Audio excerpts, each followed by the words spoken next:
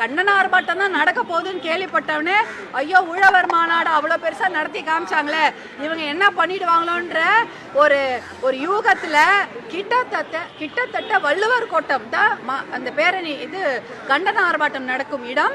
அந்த இடத்துல 350-400 போலீஸ் குவிக்கப்பட்டிருக்கிறது. நாங்கள் என்ன அங்கே வந்து போராட்டம் பண்ணுவதற்கும் மகளிர் வாய் பேச முடியாத குழந்தைகள் ஊமையான இருக்கக்கூடிய குழந்தைகள் அந்த குழந்தைங்களுக்காக ஒரு குரலா தான் ஒலிக்க நாங்க வந்தோம். 2000 மகளிர் கூடி இருந்தோம். பூந்தமல்லி சுற்றுவட்டார பகுதியில எல்லா வண்டியும் நிறுத்திட்டாங்க. கொடி கட்டின்னு வந்த அத்தனை பெரிய பெரிய வண்டியை நிறுத்திட்டு கொடி கட்டாம வந்த சின்ன சின்ன வண்டிகளை மட்டும் தான் உள்ள விட்டாங்க. உடனடியாக கைது செய்து மண்டபங்கள் அதுவும் 2-3 மண்டபங்கள்ல பிரிச்சு அடிச்சிட்டாங்க. ஏன்னா கும்பலா தெரிஞ்சா பெரிய போராட்டமாக இருக்க போகுதுன்னு இத்தனை ஸ்ட்ராட்டஜி பண்ண காவல்துறை இதே ஸ்ட்ராட்டஜியை பண்ணியிருந்தா எத்தனையோ பெண் குழந்தைகளை காப்பாத்திருக்கலாம் இல்லையா? இப்படிலாம் இவ்வளவு பண்ணி எங்களை அரெஸ்ட் பண்ணதுக்கு இவ்வளவு காவல்துறையை குவிச்சிங்களே. இதே காவல்துறையை குவிச்சிருந்தா எத்தனை பெண் குழந்தைங்க லிஸ்டா பாருங்க, எவ்வளவு பெரிய லிஸ்ட். இது வந்து கடந்த மாதம் மட்டும் கடந்த 2-3 மாதங்கள் நடந்தது. அயனாவரத்துல ஒரு சின்ன குழந்தை பாலியல் வன்கொடுமைக்கு ஆளாக்கப்பட்டு இன்னைக்கு அவங்களுக்கு தண்டனையா வழங்கிட்டாங்க.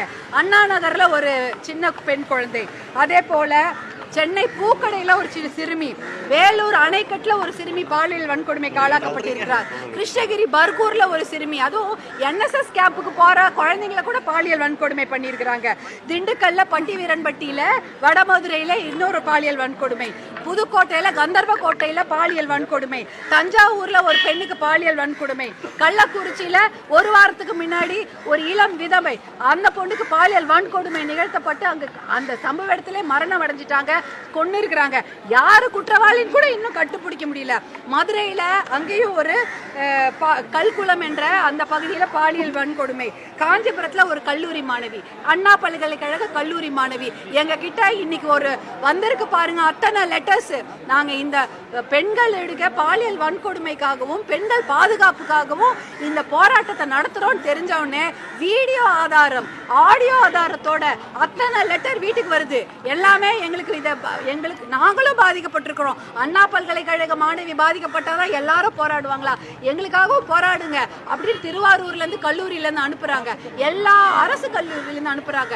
எல்லா கல்லூரியில இருந்தும் இந்த பாலியல் வன்கொடுமை நடந்து கொண்டு இருக்கிறது.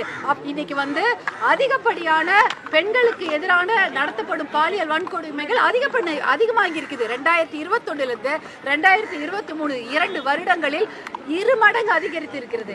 இன்னைக்கு 5000 பேர் மேல 5000த்துக்கும் அதிகமான பெண் குழந்தைகள் பாலியல் வன்கொடுமைக்கு ஆளாக்கப்பட்டிருக்கிறாங்க. அப்படின்னா 11% அதிகமா இருக்குன்னு சொல்றாங்க. அப்படின்னா ஒரு மாநிலம் என்றால் அது பெண்களுக்கு பாதுகாப்பான மாநிலமாக இருக்க வேண்டும். வட இந்தியாவை தான் சொல்லுவாங்க, பீகார்ல அப்படி நடக்குது, ராஜஸ்தான்ல அப்படி நடக்கிறது, மேற்கு வங்காளத்துல அப்படி நடக்குதுன்னு. இன்னைக்கு பெண்களுக்கு பாதுகாப்பு இல்லாத மாநிலமாக 4வது இடத்துல இருக்குது தமிழ்நாடு. வெக்கக்கேடு. அப்புறம் என்னதான் இங்க காவல்துறையும் சட்டத்துறையும் அரசாங்கமும் செஞ்சுட்டு இருக்கிறாங்க? பாதி % பெண்கள் தானே இருக்கிறோம். எங்களுக்கு பாதுகாப்பு கொடுக்கல, ஆனா அரசு பணத்துக்கு இவ்வளவு பேர் வந்திருக்கிறீங்களே. எங்களுக்கு பாதுகாப்பு கொடுக்க எத்தனை பேர் வந்திருப்பீங்க? தனியா நடக்கும்போது அந்த பெண்ணுக்கு பாதுகாப்பு கொடுக்க ஒருத்தர் வந்திருந்தா கூட இந்த பாலியல் வன்கொடுமைகள் நடந்திருக்காது இல்லையா?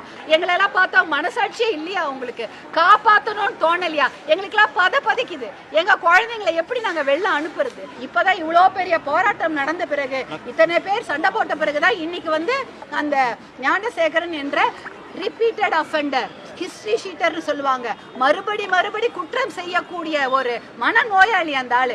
அவனுக்கு இவ்வளவு நாள் விட்டு வச்சிருந்தீங்க. இன்னைக்கு தான் இந்த போராட்டம்லாம் நடந்த பாட்டாளி மக்கள் கட்சி போராட்டங்கள்லாம் தொடர்ந்து நடத்தப்புறம் தான் உங்களுக்கு தோணுதா அவங்க மேல குண்டாஸ் போடணும்னு? 1 வருஷம் கழிச்சு விட்டுடுவீங்களா? அவனுக்கு தண்டனையே கொடுக்க மாட்டீங்களா? சிறப்பு போக்சோ நீதிமன்றங்கள் ஏன் கொண்டு வரல? 300 பாலியல் வழக்குகள் இருந்தாலே அங்க சிறப்பு போக்சோ நீதிமன்றம் இருக்கணும்னு சொல்றாங்க. இங்க ஒரு போக்சோ நீதிமன்றத்துக்கே வழி இல்லை. 300க்கு மேல இருந்தா 2 போக்சோ நீதிமன்றம் இருக்கணும்ங்கறாங்க. அதுக்கு ஒரு போக்சோக்கே இங்க வழி இல்ல. போக்சோ நீதிமன்றத்துக்கு வழி இல்ல. மகளிர் நீதிமன்றங்கள்லாம் இருக்குது, மகளிர் காவல் நிலையங்கள்லாம் இருக்குது. எல்லாத்தையும் கொண்டு போய் ஒரு டிஜிபி கீழே கொண்டு வந்தீங்க. இருந்தாலும் காவல்துறையால் இந்த பாலியல் வன்கொடுமையை கட்டுப்படுத்த முடியலையே, அதை அடக்க முடியலையே. அப்ப என்னதான் பண்ணிட்டு இருக்கீங்க? வெறும் பந்தோபஸ்து தான் உங்க வேலையா? பந்தோபஸ்துக்கு தான் போவீங்களா? பாதுகாப்பு கொடுக்க மாட்டீங்களா? அரசு சட்டம் ரொம்ப கடுமையாக இருக்க வேண்டும். ஏன்னா இதுக்கெல்லாம் காரணம் மதுவும் போதையும் தான். தெருக்கு தெரு மதுக்கடை. பள்ளிக்கூடம் சின்ன குழந்தைங்களுக்கு கூட கஞ்சா அபின் எல்லாம் ஈஸியா கிடைக்குது. இதெல்லாம் கட்டுப்படுத்தினாலே இந்த பாலியல் வன்கொடுமைகள் இந்த கொடுமை நிற்கும்.